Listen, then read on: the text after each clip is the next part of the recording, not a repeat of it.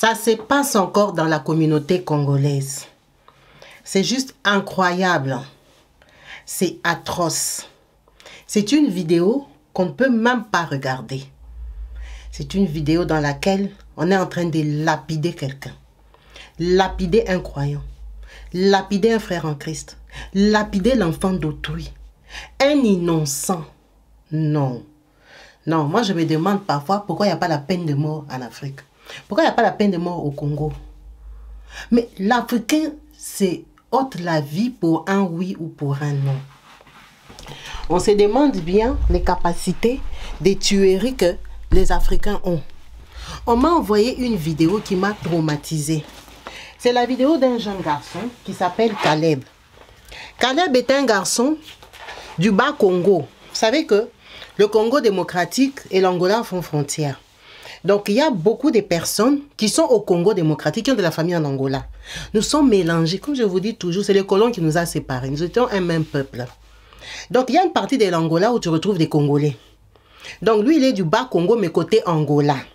Il a de la famille au Congo démocratique, mais qui ne connaît pas bien. Ils ont grandi là-bas, en Angola. Caleb est un jeune garçon chrétien croyant. Un garçon, bien sûr, qui fréquente la communauté congolaise. Il y a beaucoup d'Angolais qui parlent lingala, qui parlent kikongo.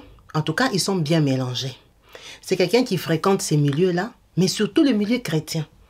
Un garçon pieux, un garçon qui craint le Seigneur, un garçon qui fait sa vie tranquillement. Pourquoi on parle de lui comme ça? Caleb a trouvé du travail. Sa sœur qui s'est exprimée n'a pas voulu en dire trop parce qu'elle est sous émotion. Personne n'en revient. Caleb a trouvé du travail. Il travaille dans une société qui s'appelle Éléphant. Éléphant, là, si j'ai bien compris, c'est les genres de sociétés où on vend PMU. Vous voyez comme chez nous au Congo, qui appelle les trucs PMU, les jeux de hasard, les jeux de paris. Hein? Les jeux où tu joues, tu vas gagner de l'argent. Il y a des gens qui croient en ça. Bon, après, c'est vrai. Hein, il y a des gens qui gagnent de 10 euros, 20 euros tous les jours. Fréquemment, ils gagnent un peu des sous. Ils n'ont pas encore eu le gros lot, mais ils gagnent un peu d'argent. Donc, ce sont des boîtes qui existent. Bon, ça tourne. Hein. Caleb, c'est un garçon chrétien croyant, musicien chrétien. Pas musicien d'un gros groupe, mais musicien chrétien. Vous savez que les musiciens, ils aiment danser, ils aiment chanter et tout ça. Donc, il arrive à ce qu'avec son groupe, ils aillent chanter dans des églises différentes quand on les invite pour animer, pour quelle que soit la raison. Caleb fréquentait une certaine église où il a rencontré cette fille que vous voyez en photo. Je n'ai pas eu son nom. Cette fille-là, dans l'église dans laquelle Caleb l'a rencontrée, elle prie là-bas avec ses parents. Donc vous voyez que c'est une famille normale, des chrétiens qui vont à l'église.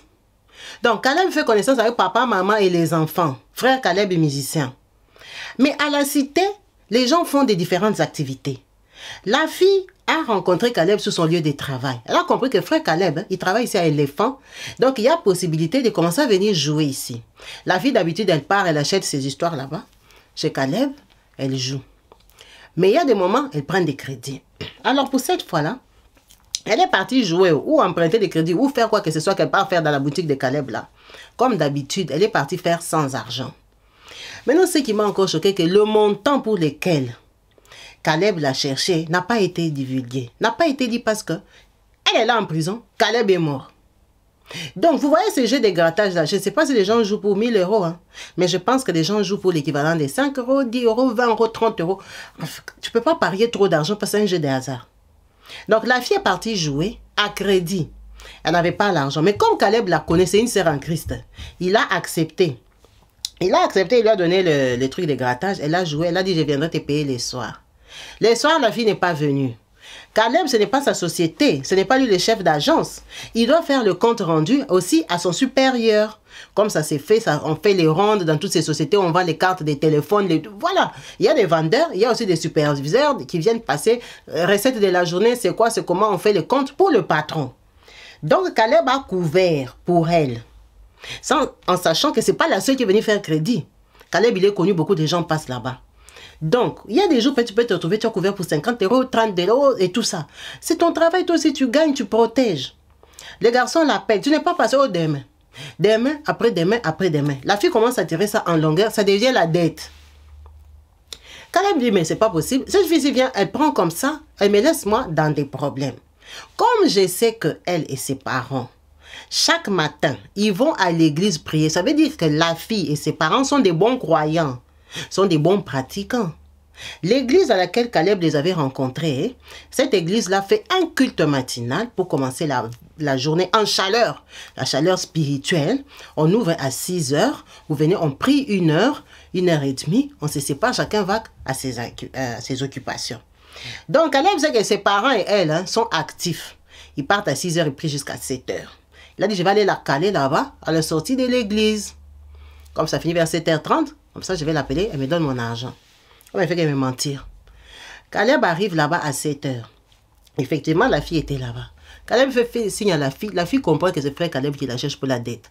La fille sort du culte. Les cultes là sont dans des parcelles, hein? C'est dans des quartiers. C'est pas un coin construit comme l'église catholique propre, grand. Non, non, non, non. Les cultes d'Afrique, comme ça, en plus, c'est des chaînes de prières de semaine. Parfois, ce n'est même pas à l'église. Parfois, c'est des groupes de prières qu'on a déjà attribués à tel quartier, tel quartier. Donc, c'est dans un quartier populaire, sur une rue banale et tout ça. Il y a l'église là-bas. Caleb lui fait signe. La fille sort dehors. Elle ferme la grille de l'église. Elle vient, Caleb, c'est comment? Hey, donne-moi l'argent. Oh, mais je t'avais dit aujourd'hui l'après-midi. Non, non, non, non, non. Tu m'as trop tourné. Donne-moi l'argent. Oh, je viendrai. Comme tu viendras. Pour que je sois sûr que tu viendras, donne-moi ton portable. Donne-moi ton portable. Moi, je pars avec au travail. Comme j'aurai ton portable, ça va te mettre mal à l'aise. Tu vas chercher l'argent. Tu viendras me payer. Moi, c'est l'argent du boulot. Oh non, oh non, oh non, oh non. Caleb, c'est un garçon. Caleb fait quoi? Il force quand même, mais il se fâche. Non, c'est la dette. Donne-moi l'argent, donne-moi l'argent. Caleb lui arrache le téléphone. Bon, ce n'est pas avec violence de bousculade, mais en tout cas, la conversation est finie que Caleb a pris le téléphone. Sans son consentement, bien sûr qu'il veut donner son téléphone. Dans ton téléphone, il y a les messages de ton copain, ta journée, tu vas téléphoner comment. Peut-être en plus, elle n'a même pas l'argent. Elle doit appeler les gens pour emprunter et tout ça. Caleb a pris le téléphone. Donc, elle accepte. La fille quitte la route. Rentre dans l'église. Caleb a déjà pris le téléphone, il ne peut pas rester debout devant l'église. Donc Caleb tourne, il commence à se diriger pour partir prendre son transport. C'est comme ça que la fille rentre dans l'église et dit à sa maman avec qui elles étaient parties. On a parlé que de la maman, on n'a pas parlé du papa. Peut-être le papa, il travaille plus tôt, il n'est pas venu. On n'a pas dit à la maman que Caleb m'a arraché le téléphone. Pourquoi? Oh, j'ai sa dette, si c'est 10 $, si c'est 20 $, c'est 30 $. Ça, c'est moi qui dis, il n'y a pas le montant exact. Ah bon? Pourquoi il a pris ton téléphone? Si c'est iPhone, si c'est Samsung, est-ce que ça a la valeur de la dette que toi tu dois à Caleb? La maman sort avec sa fille. Elle voit Caleb de loin. Mais comme Caleb s'est déjà éloigné de l'église, elle n'a même pas la présence d'esprit d'appeler. Oh Caleb, mon fils, viens. On va arranger. Moi, la maman, maintenant, je suis au courant. Et dit, je vais te donner l'argent. Non. La maman voit Caleb de loin. La maman commence à crier, au voleur, au voleur, au voleur. Caleb même, il est surpris que c'est lui le voleur. Quand Caleb voit, imagine on t'appelle au voleur dans un quartier d'Afrique. Et dans quel pays? Un pays comme l'Angola où on ne supporte plus le vol tellement qu'il y a les vols là-bas. Que ce soit les Congolais entre eux, que ce soit les Angolais entre eux. Là-bas, il y a les braquages. Donc les gens sont déjà fatigués. De toute façon, en Afrique en général, les gens sont fatigués. C'est comme ça qu'on dit au voleur, au voleur, au voleur. Caleb, bien sûr qu'il panique. Sûrement qu'il veut fuir. Il veut se défendre, il veut s'expliquer. Ah bon, toi tu veux fuir. On essaie d'attraper Caleb comme ça, double patte. La maman et la fille aussi accourent, hein. Parce qu'elles accourent, elles voient que les gens le suivent, elles aussi elles accourent. Elles viennent, elles prennent leur portable. Parce que quand tu es volé, on te maîtrise, on t'arrache déjà les trucs que toi tu as volés. Souvent, même quand on l'a maîtrisé, on lui a volé même son propre portable à lui-même. Parce que les gens qui viennent pour te taper là, il y a aussi des voleurs dedans. Double patte. On a commencé à frapper Caleb. Si je vous montre la vidéo, là, je crois qu'il y en a beaucoup d'entre vous qui n'allaient pas manger. Oh non. Non. Non, non, non, non, non, non, non. Non. Même Étienne dans la Bible, hein, je ne sais pas si c'était comme ça. La façon qu'on a fracassé le garçon ici. Oh non.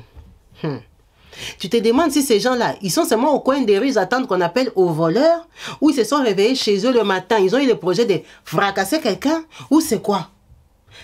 Tabasser l'enfant d'autrui jusqu'à...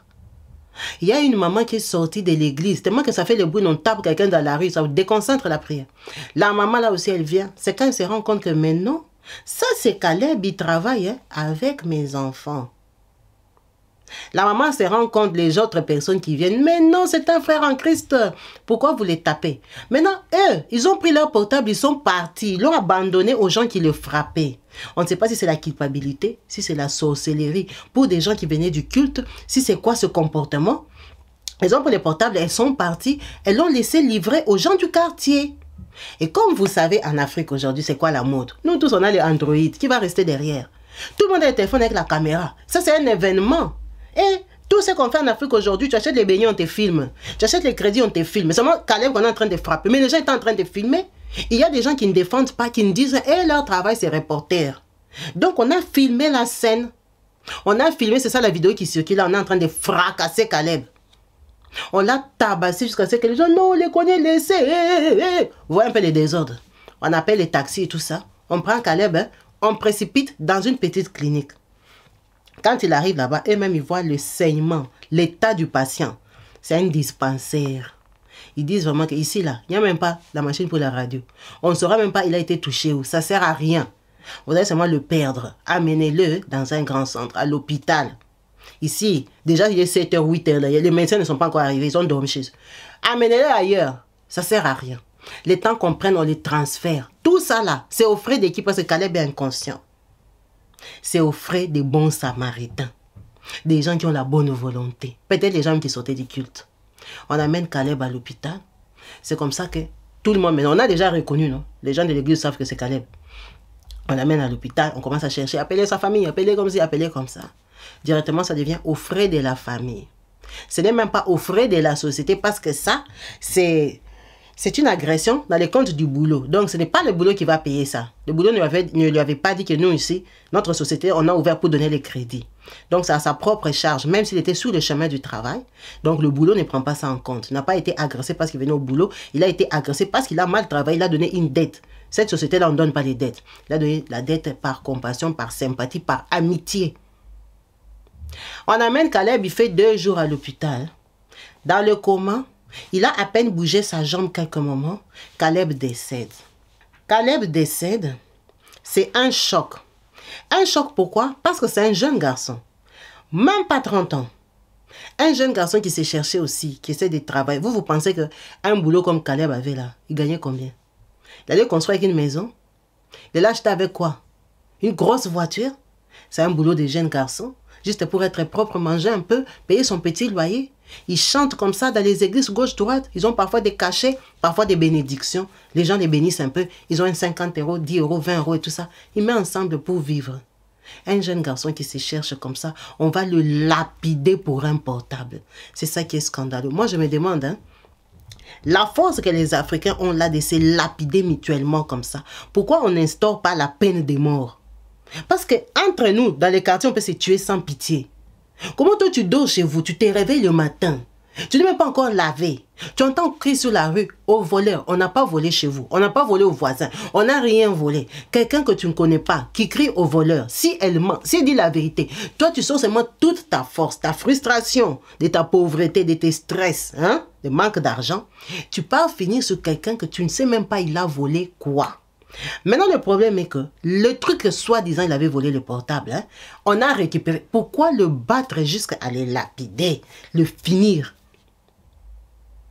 Il n'avait même pas vu que Caleb était propre. Parce que les voleurs, ils ont aussi leur tenue de vol, des boulots. Il n'avait même pas vu que c'était un garçon qui est bien coiffé, propre et tout ça. Ils l'ont tabassé comme ça. Donc, je ne sais pas, quand on commence à frapper quelqu'un, le but c'est quoi? C'est de l'accompagner jusqu'à l'achèvement ou bien quand on frappe, on a l'intention de laisser aussi vivant. Attends, quand vous commettez un acte comme ça, le but c'est de le tuer en fait. Bon, maintenant quand vous allez faire ça, vous vous considérez quoi? Criminel ou des gens qui ont aidé? Il y a la police, mais on ne va pas parler de ça parce qu'en Afrique, ça ne fonctionne pas comme nous on pense. Des temps qui viennent, il faut qu'ils aient les réseaux, ils aient les portables. En tout cas, les Angolais, ne vous fâchez pas. Je ne sais pas si dans votre pays, c'est comme ça. Hein.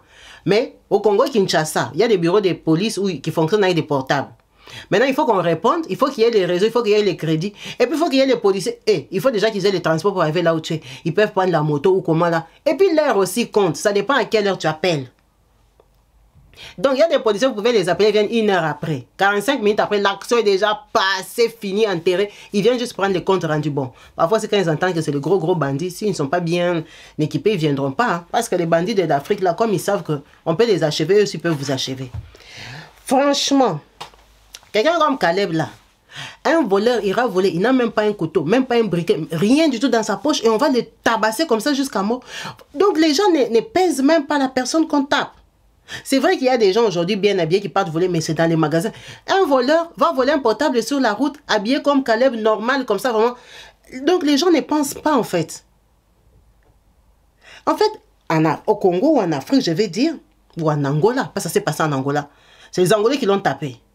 Ça veut dire que un fou peut crier au voleur, toi, une personne normale, on t'attrape, on te tue. Donc, on croit la personne qui dit qu'il est volé sur parole.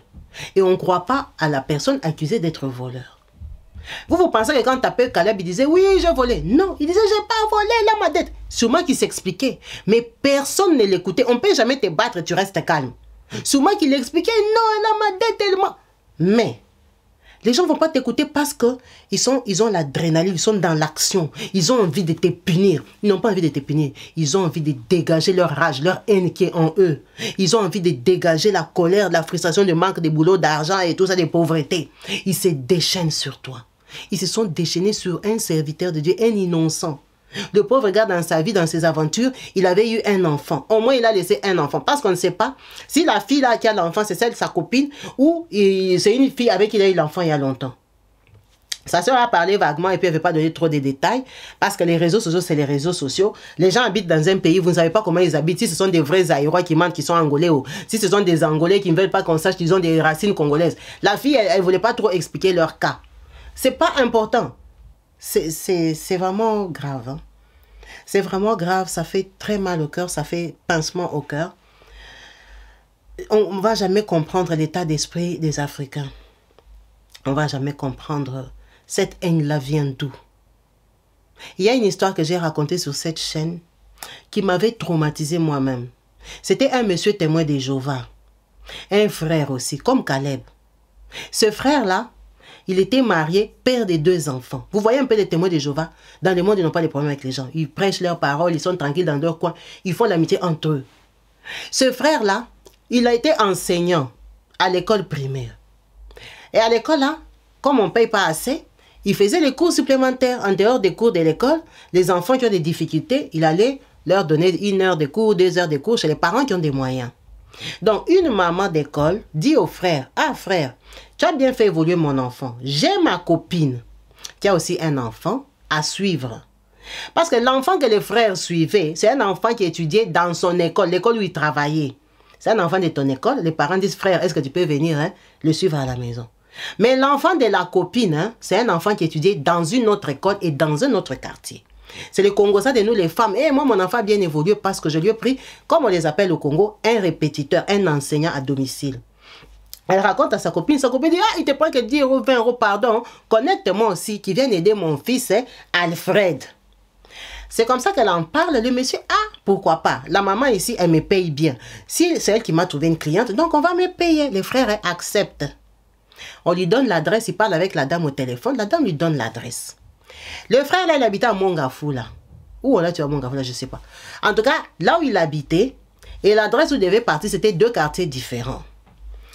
La rue où il arrive, là, c'est à Mongafula. Je crois que j'ai une bonne mémoire, ça doit être Mongafula. Mongafula, c'est un quartier résidentiel. Mais, aujourd'hui, il y a la souffrance en Afrique. Sur beaucoup de rues, vous verrez, il y a des genres un peu de marchés. Les gens qui ont déjà aménagé, là, qui n'ont pas trop de moyens, ils viennent, ils mettent une table, ceux-ci vendent les riz, ceux-ci vendent la farine. Donc, c'était ce genre de rues-là. Ce n'était pas vraiment un vrai marché, mais une rue où tu peux trouver un peu de tout, les tomates, les oignons et tout. Donc, c'est à l'entrée de la rue. Et puis, quand tu fonces plus bas là-bas, la route est normale, c'est les maisons. Les frères, c'est la première fois qu'ils partent. Il arrive au début de la rue, il ne se retrouve pas. Il y a 9 bis et 9. Maintenant, il voit 9 bis, il ne voit pas 9. L'enfant qui part enseigner, c'est un enfant de 9 ans, 10 ans. Il voit un petit enfant de cet âge-là. Dans la logique, il s'est dit quoi? Comme je suis déjà devant les 9, je ne vois pas 9 bis ou 9 quoi là-bas. Cet enfant peut connaître l'enfant que je pars enseigner. Ils ont le même âge. Les frères là approchent l'enfant. S'il te plaît, je cherche un prénom chez les Kevin. Est-ce que tu connais Kevin? Oh non, je ne le connais pas. Oh, le Kevin que je connais, il habite en bas là-bas et tout ça. Si tu arrives derrière l'arbre là, tu pars tout droit. Ça va être chez les Kevin que moi, l'enfant ici, je connais. Le frère lui dit, est-ce que tu peux m'accompagner? Parce qu'il ne trouvait pas l'adresse. L'enfant dit, ah bon, que moi je t'accompagne. C'était à la période des kidnappings. Au Congo, ça avait régné. On enlevait les gens. L'enfant crie quoi? Kidnappé, kidnappé, on veut me kidnapper. Hein? Les gens du marché, là, les gens qui vendaient les farines, les maïs et tout ça. La façon qu'ils ont sauté sur ses frères témoins de Jéhovah, là, enseignants. Double patte, les sacs à sauter. Le frère a dit non, moi je ne suis pas kidnappé. Je cherche tel adresse. Est-ce qu'on l'a même laissé parler? On l'a tabassé à mort. A perdu la vie sur la route. Là, il allait donner cours pour un montant minable. Donc, ça ne valait même pas son salaire. Quand quelqu'un vient chez toi comme ça, peut-être même en Afrique, là, ça peut être $20 par mois. Il viendra 2 fois par semaine, 3 fois par semaine. C'était juste comme on dit, arrondir les fins du mois, comme on dit, business, coopération, rajouter un peu d'argent. On l'a tabassé comme ça. Il a crié en français, je suis enseignant, je suis témoin de Jéhovah. Donc, les gens ne regardent pas comment tu es habillé, parce que ces frères-là, d'abord, il était témoin de Jéhovah, puis il était enseignant. Les enseignants s'habillent correctement. Donc, on n'a même pas regardé que lui, il est en pantalon, chemise enfoncée. Non, directement double patte. Vraiment, un kidnappeur va s'habiller comme ça, sans moto, sans voiture, sans rien. Il viendra kidnapper un enfant dans un marché devant tout le monde. Mais tant qu'on les tabasse, les gens commencent à comprendre. Il dit quoi? Il dit quoi? Mais les autres sont en train de taper les pierres à la tête. Taper comme ça. On a lapidé le frère, là, il est mort. C'est exactement la même mort que Caleb. Dans 2 pays différents, 2 pays voisins. L'autre, c'est en Angola, l'autre, c'est très loin à Kinshasa. Vous voyez que c'est le même esprit qui circule là. Au nom de quoi? Au nom d'un mot, au nom d'une phrase, au nom d'une réclamation, au nom d'une accusation. Donc l'enfant là, c'est normal à la télé, on disait soyez prudents, il faut dire aux enfants que les enfants et tout ça. L'enfant a crié, mais les personnes peuvent venir quand même te coller. Toi, tu es qui parle, tu cherches quoi ici? Quand même, on te pose des questions, tu t'expliques. Mais ça ne veut pas dire que quand on crie seulement vous attrapez, quelqu'un vous le tabasser. Donc le Caleb ici, on l'a tué parce qu'il est parti suivre une dette. Il a aidé la fille. C'est lui qui lui a fait du bien. Il a aidé. Et la fille là, sans scrupule. Elle a pris son portable avec sa mère. Ils ont fui. Ils l'ont laissé par terre. On est en train de le taper. Pourquoi même la fille n'a pas pris son portable et fui? Et puis la maman dit laissez. Mon enfant, vraiment, elle a récupéré son téléphone. L'une d'entre elles pouvait fouiller le téléphone. Comme le but c'était de le récupérer. Et l'autre dit qu'elle laisse-le. Elles l'ont laissé dans une position de voleur. Par terre, en train de saigner. Ce qui m'a choqué est qu'elle venait de l'église. Caleb est arrivé là-bas à 7h, 7h30. Elles avaient déjà fait 1 heure de prière. Oh Seigneur. Il y a des gens qui iront à l'église pendant 40 ans, ils ne verront jamais la main de Dieu. Vous allez vous demander que comment Dieu ne l'a pas béni. Il est profondément mauvais. La fille ici et sa maman venaient de prier pendant 1 heure du temps. Le culte commence à 6h. C'est pour ça que Caleb était parti à 7h. Pendant 1 heure du temps, ils ont invoqué la grâce de Dieu. Elles ont prié Dieu, elles ont cherché les bénédictions. Et elles sortent, première chose, pire que Judas, calomniation. La fille a informé sa maman, c'est dans le culte comment arracher le téléphone. Dès qu'elle sort, elle est sortie avec quel esprit? Diabolique. Quelqu'un qui vient de l'église. Donc, elle, les gens prient. Ce sont les sorciers qui vont à l'église. Quand on vous dit qu'à l'église, il y a plein de sorciers. Plein de sorciers. Ça sont les sorciers qui vont à l'église. Parce que quelqu'un qui est en plein culte, on te sort. Tu as quand même l'esprit de Dieu. Le pasteur vient de prier. C'est la prière du matin. Les prières du matin, là, ça n'a pas beaucoup de prédications. C'est juste, on est en train de vous motiver. On vous donne un verset qui va vous motiver. Vous allez marcher avec le Saint-Esprit. Dieu va vous conduire la journée. Ce sont des prières comme ça. Les pasteurs, là, c'est plus la chanson. Vous chantez pour entrer un peu dans le bain. Et puis, vous priez. Les prières du matin n'ont pas de prédications de 45 minutes. Non. C'est juste exhortation. Mais elle, on vient de l'exhorter, elle vient de prier. Elle sort dehors, elle calomnie les frères. Elle prend le portable et elle part. Donc quand le Saint-Esprit était descendu là-bas, ça ne l'avait même pas touché, même pas frôlé. Dieu merci, hein, on les a arrêtés. En tout cas, là qu'on parle, ils sont en prison. Et ils doivent rester là-bas parce qu'ils ont livré un innocent. Si c'est Caleb même qui avait l'air d'être, on va dire qu'il les avait... Non. Ils ont livré un innocent. Donc pour elle, sa fille, elle trouvait normal qu'elle devait mettre le travail de Caleb en jeu. son gagne-pain. C'est pour ça qu'il faut être rigoureux dans la vie. Il faut être... Mieux vaut qu'on t'appelle mauvais cœur. Que toi, vraiment, tu ne peux même pas m'aider. Vous voyez l'aide là où ça l'a amené? Au cimetière. Il voulait l'aider. Si la fille avait gratté, elle avait gagné, est-ce qu'elle allait donner l'argent à Caleb? Elle allait payer que la dette. Il y a des bienfaits que tu fais à des gens qui ne valent pas la peine. Ils sont mauvais. Dieu les connaît. Ils sont maudits. Ils vont rester maudits. Il lui a fait du bien. Il en a payé de sa vie. Lui aussi, il était au travail. Aucune société en Afrique, on ouvre pour donner les dettes. Là, on donne la dette, c'est la banque. Va prendre les crédits. Faut pas mélanger les relations. Faut pas mélanger les relations. Tu peux voler au travail. Tu es infirmière. Tu peux voler les ampicillines pour donner à la maman de la voisine. Tu voles dans ton travail, les médicaments de tension pour donner à je ne sais pas qui. Tu es femme de chambre. Tu peux voler les savons pour donner à tes enfants, à tes voisines et tout ça pour qu'on sache que non, toi tu travailles à Hilton, toi tu travailles au Mercure, toi tu travailles au Lidéine. Tu prends les bons savons là, tu caches dans les sacs, dans tout ton quartier. Tes voisines savent que c'est toi qui leur amènes les shampoings, les gels de douche. Pourquoi tu voles? Pourquoi tu leur donnes? Tu voles les draps au travail. Tu es femme de chambre, tu voles les draps. Toi-même, tu sais. Tu voles les draps. Tu donnes à tes copines. Tu ne vends même pas. Hein. Tu donnes. Vouloir faire du bien inutile. Ce qu'il a fait à cette fille, c'est du bien inutile. Il a mis son travail en danger. Le stress que Caleb avait, c'est parce que ce n'était pas son argent personnel. C'est l'argent de la boîte. Il a donné quelque chose à crédit dans une boîte qui ne fait pas crédit. Donc, il s'est mis en difficulté pour aider quelqu'un qui n'a pas hésité à le livrer. Ça, c'est vraiment une histoire biblique. Hein? Lui et Jésus, il n'y a pas de différence. Il leur a fait du bien, ils l'ont livré. C'est ça qu'on a fait à Caleb. Il a fait du bien à cette fille-là. La fille-là l'a livré sans pitié. Elle a tourné le dos. Consciemment, elle savait que j'ai la dette de Caleb. Mais Caleb est parti en train de le tabasser. Maintenant, sa colère, c'était quoi? Qu'il m'a arraché le téléphone. Donc, lui prendre le téléphone, c'était plus grave que Caleb perdre son emploi. Et c'est quelqu'un qui se sont toujours après frères et sœurs. Parce qu'ils se sont connus à l'église. Quand quelqu'un t'appelle ma chérie, ma sœur, il ne faut même pas croire une seconde, même pas fraction de seconde. C'est n'importe quoi. Il est prêt à te livrer à tout. À la mort.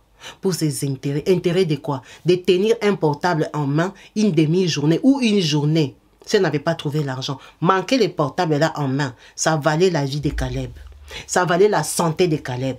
Ça valait que Caleb soit tabassé après qu'il a payé à l'hôpital. L'argent qu'il allait payer allait coûter plus cher que la dette qu'elle lui devait. Est-ce que vous voyez un peu le cœur de l'homme?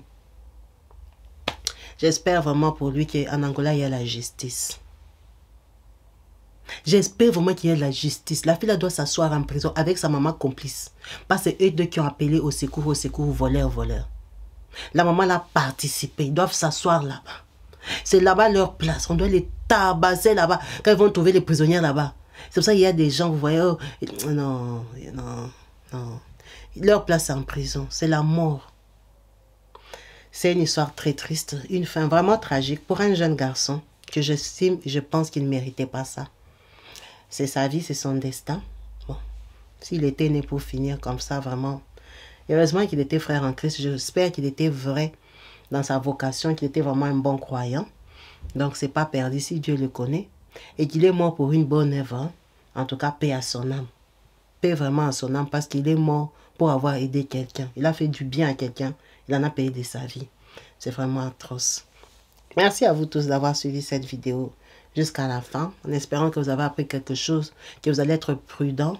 Qu'aujourd'hui, les bêtises que vous voulez aller faire là, aller faire des aides bêtes là, aller prendre des dettes pour les gens, aller faire des efforts pour les gens, ça ne sert à rien. Ces gens-là, ils sont prêts à vous livrer. En tout cas, il faut bien analyser la personne que vous voulez aider. Analyser votre relation. Est-ce que ça en vaut la peine? Est-ce que ça en vaut la peine de se mettre en danger? Tu pars voler au travail, si on t'attrape, on va te chasser, tu seras chômeur parce que tu voulais donner les gels de douche à ta voisine, à ta copine, pour qu'on sache dans les quartiers que toi, tu as des bonnes serviettes. C'est juste pour une impression que toi, tu mets ton travail, ton gagne-pain et même ta réputation en jeu. Parce que parfois, quand tu voles comme ça, on t'enregistre voleur.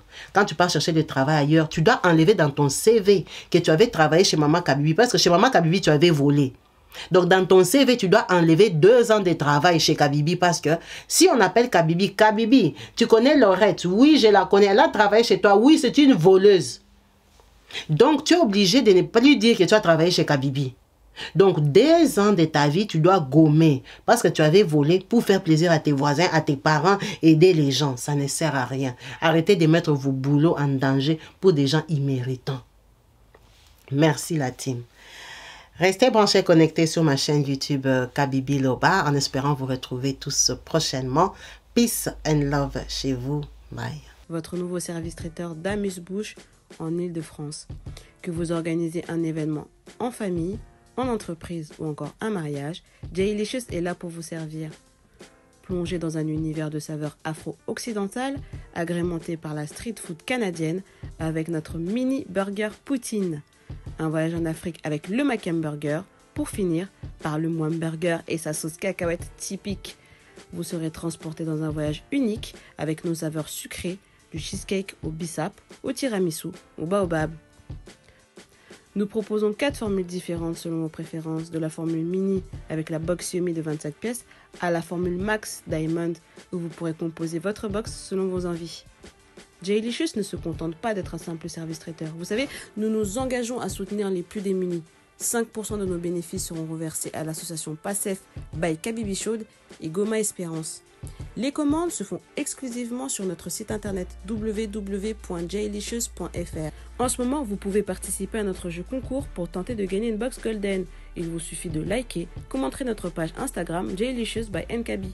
Le gagnant sera annoncé le 2 mars prochain. Alors, qu'attendez-vous? Jaylicious, là où la gourmandise rencontre l'authenticité. À très vite.